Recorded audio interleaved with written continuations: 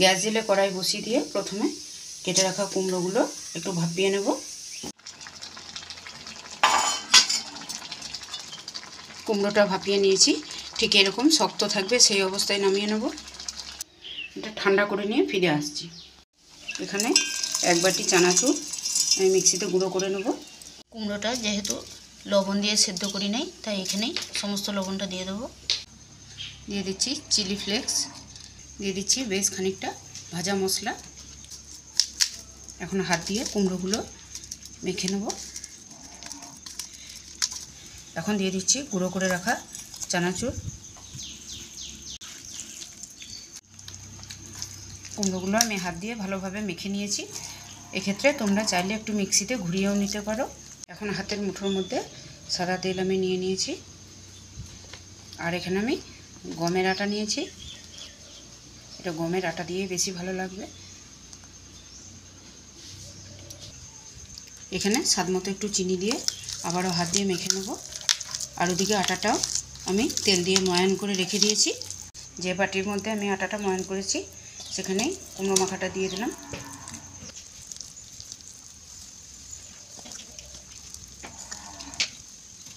এখানে কোনো রকম এক্সট্রা জল ব্যবহার করব না।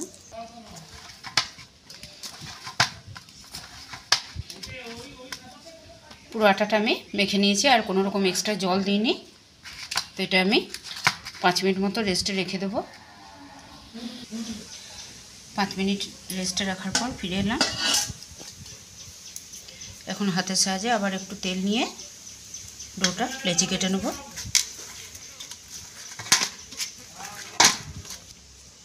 ঠিক এরকম মিডিয়াম সাইজের লেচি কেটে নেব। ডোটার থেকে মিডিয়াম সাইজের সমস্ত লেচি আমি কেটে নিয়েছি। এদিকে গ্যাস জেলে রেগুলার যে তাওয়াতে আমি রুটি করি সেই তাওয়াটা বসিয়ে দিয়েছি গরম হতে।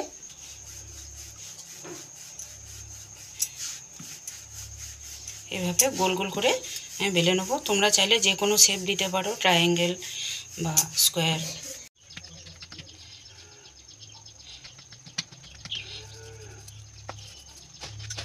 এভাবে ট্রায়াঙ্গেল করেও বেলে নিতে পারো।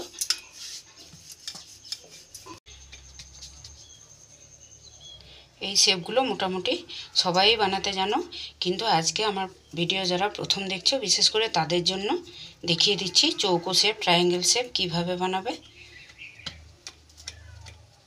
এভাবে একটু হাত দিয়ে চেপে নিলেই স্কোয়ার শেপ হয়ে যাবে।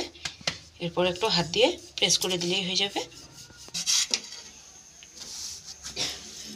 কোনাগুলো খুব ভালোভাবে ছেঁকে নিলেই রেডি হয়ে যাবে।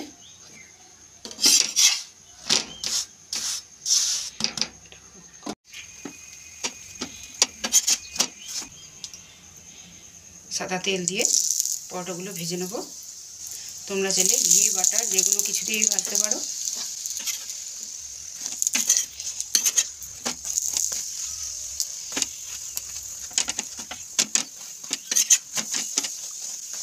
এইভাবে একটু লালচে করে ভেজে নিলে দুর্দান্ত স্বাদ হয়। তো পরোটাগুলো ভাজা হয়ে গেছে, আমি নামিয়ে নেব।